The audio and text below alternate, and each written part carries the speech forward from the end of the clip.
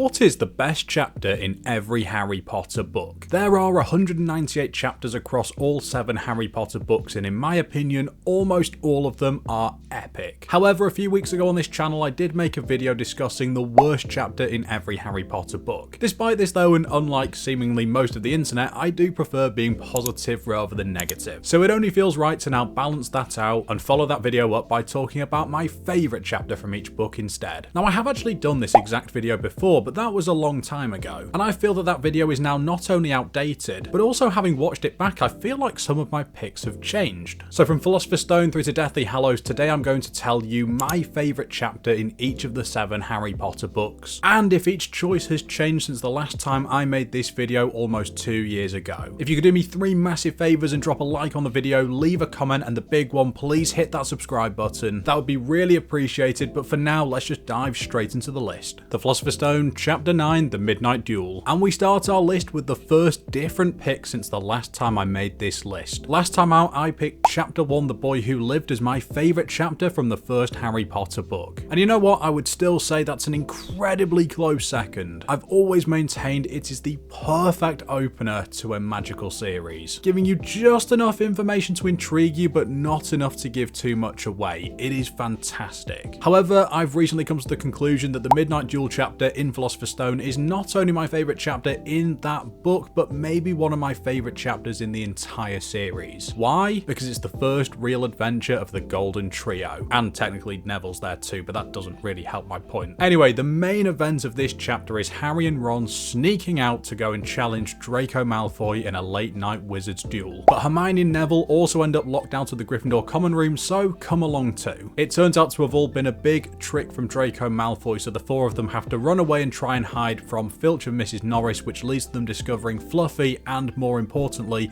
the trapdoor. It's the first example of a proper Golden Trio adventure. Up until this point, we'd spent some time with just Harry, a little bit of time with Harry and Ron, but no proper time with Hermione as well. And even though they're not proper friends yet, Hermione still gets to demonstrate her best qualities here. And getting to this chapter in a reread always gets me so excited for the many Golden Trio adventures we've now got to come. The Chamber of Secrets, Chapter 14, Cornelius Fudge. One thing that'll become clear as we go through this video is that my favourite kind of chapters are ones that contain loads and loads of detail, and extra bonus points if they help to further the plot in any way. And this one is no exception. As the first returning chapter from my last list, Cornelius Fudge is an absolute belter. Firstly, the Gryffindor vs Hufflepuff Quidditch match is suspended as Harry and Ron learn that Hermione is the latest person to be petrified. This is genuinely a dark moment, with a really bad thing happening to a main character before the series had actually taken that darker step that it will eventually take in a couple of books' time. It's genuinely quite shocking. Also, this means we get to skip a Quidditch match, and maybe an unpopular opinion here, but I'm not that keen on reading Quidditch chapters in the books, so that's kind of a win for me. Upon hearing that Hogwarts is now likely going to close, Harry and Ron venture down to Hagrid's hut, where, hiding under the invisibility cloak, they overhear a conversation between Albus Dumbledore, Rubeus Hagrid, Lucius Malfoy, and Cornelius Fudge. And I just love that feeling of learning information that we aren't really supposed to be hearing. Hagrid is sent to Azkaban, Dumbledore is kicked out of Hogwarts, and in the space of just 1 chapter, we've gone from relatively light jeopardy to Harry and Ron's lives spiralling out of control, and suddenly we're just filled with pure panic and uncertainty. Dumbledore seemingly knowing that Harry and Ron are there hidden under the invisibility cloak gives us a really fun glimpse of his all-knowing ability, and Hagrid leaves them with one small hint: follow the spiders. There are a few chapters in the series that shake things up so drastically and so suddenly, and that's why I just love this one. The Prison of Azkaban, Chapter 18, Moony, Wormtail, Padfoot and Prongs. Okay, so this was genuinely a really tough choice, but I've decided to stick with the chapter I went with last time. You see, the Shrieking Shack part of the Prison of Azkaban book is easily my favourite section of this entire book, but it spans over several chapters, which for this specific video makes the choice really difficult. You see, the chapter before the one I've chosen is called Cat, Rat and Dog, and that is an absolute belter as well. This is where we first end up in the Shrieking Shack. Lupin reveals that he believes believes Sirius Black to be innocent, and Sirius reveals that it was Peter Pettigrew all along, and that he's alive and in the room. So I nearly went with that. I also could have gone with the chapter after this one, which is The Servant of Lord Voldemort, which is where Peter Pettigrew actually returns. But the reason I chose the middle chapter of the Shrieking Shack segment is because I actually think it gives you as the reader the best of both worlds. It's a crazy chapter mainly derived of Lupin trying to explain why Sirius is innocent and Pettigrew is guilty and alive. This chapter just gives us so much context. It's filled with oh moments, with Lupin revealing his werewolf secret, and Scabbers' missing finger and strangely long life finally being questioned. Slowly but surely, as Lupin is explaining things, you the reader, as well as the Golden Trio, can start to fit together the missing pieces of the puzzle. It's like in a murder mystery film where the detective finally reveals who the killer was, but then goes off on a really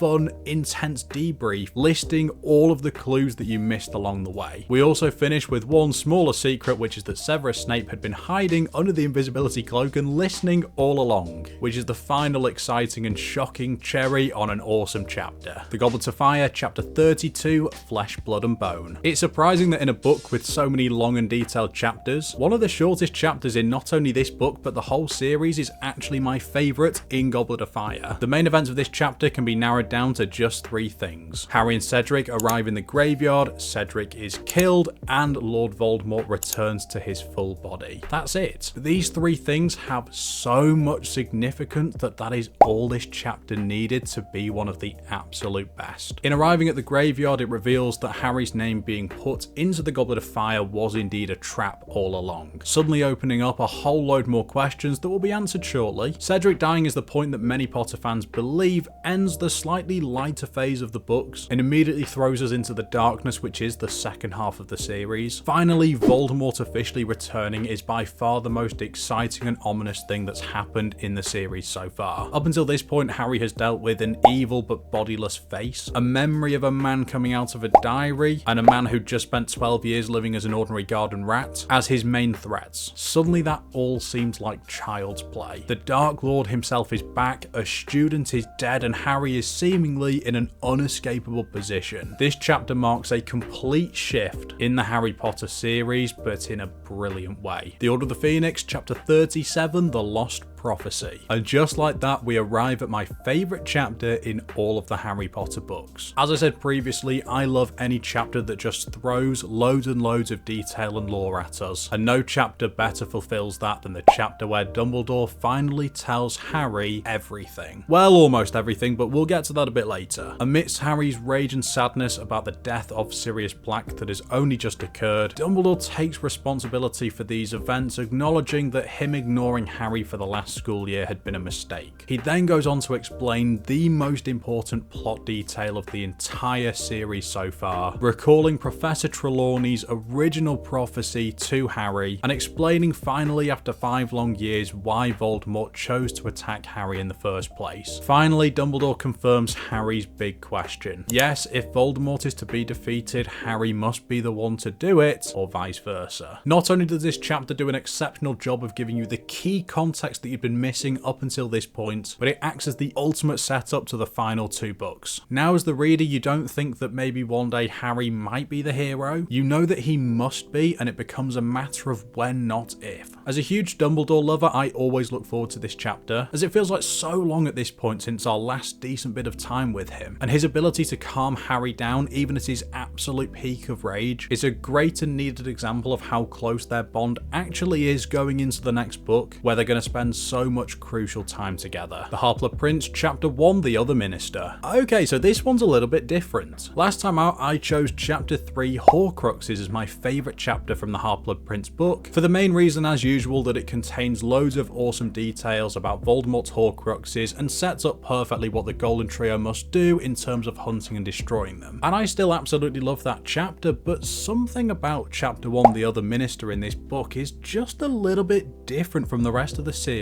series, but in all the right ways. We meet the Muggle Prime Minister and are basically given a sneak peek into the only proper existing communication between the Wizarding and Muggle communities. We learn of the Muggle Minister's previous meetings with then Minister for Magic Cornelius Fudge, and how major Wizarding events such as the escape of Sirius Black and the return of Lord Voldemort have been communicated to the Muggle world through these meetings between the Minister for Magic and the Muggle Prime Minister over the years. In this chapter we meet Rufus Scrimgeour, the new Minister for Magic, taking over from Cornelius Fudge, and the two wizards give the Muggle Minister a serious warning that the Wizarding world is about to enter a war with Lord Voldemort. This chapter does a fantastic job at highlighting the seriousness of the situation and really sets up the new, even darker tone for the final two books. And being shown this through the communication of the Wizarding world to the Muggle community, which we thought didn't really happen, just makes this feel so unique from the rest of the series. The Deathly Hallows, chapter 33, The Prince's Tale. And we end this list with arguably one of the best and most important chapters in the entire series. The Prince's Tale takes place largely in the Pensive as Harry relives Severus Snape's memories. We are finally given a detailed look back at Snape's life, and whilst even with this added context you can easily make the argument that Snape is not a good person, this chapter at least gives us some reasons as to why he is who he is. We relive his childhood relationship with Lily Evans and see more of his feud with the Marauders, most notably James Potter. We see him admit to recalling parts of the prophecy to Lord Voldemort, but then begging Albus Dumbledore to help protect Lily Evans. We're also given fantastic glimpses into Snape and Dumbledore's relationship over the years, and shown really fun bonus bits that were clearly going on in the background of the books that we never got to see at the time, such as Dumbledore predicting that something was up with Quirrell and asking Snape to keep an eye on him in Harry's first year, and Snape warning Dumbledore during the Goblet of Fire that his dark mark was getting darker shortly before Voldemort did return. But all of this pales in comparison to the two final revelations of this chapter. Firstly, that Snape killing Dumbledore had been planned all along. Whether you think Snape was a good person or not, this at least confirms that by the end of his life he was fighting on the right side. And finally, Dumbledore reveals the biggest shocker of them all, that Harry himself is a Horcrux and must die in order for Lord Voldemort to be defeated. The true magic of this chapter is that I've never read a segment of a book that has somehow answered so many of my questions but left me with even more than when I went into it. Suddenly you're questioning everything you thought you knew about Snape, James, even Dumbledore. And on top of all of that, whilst trying to process this new load of information, you've just learned that the main character of a story you've been invested in for 7 whole books is now going to die. I mean, I do enjoy a really big battle to end off a great series, but it is rare during this sort of finale for an event like this to occur that just has you mentally leaving the battle and questioning everything, whilst being unable to put down the book because you simply have to know what happens next. Exceptional stuff. But that's my list. Please drop a like on the video and comment what is your favourite chapter in each of the 7 Harry Potter books. I would love to find out. Most importantly, hit that subscribe button and turn on post notifications if you love Harry Potter. But for now, enjoy the rest of your day. Thank you for watching. I'll catch you later.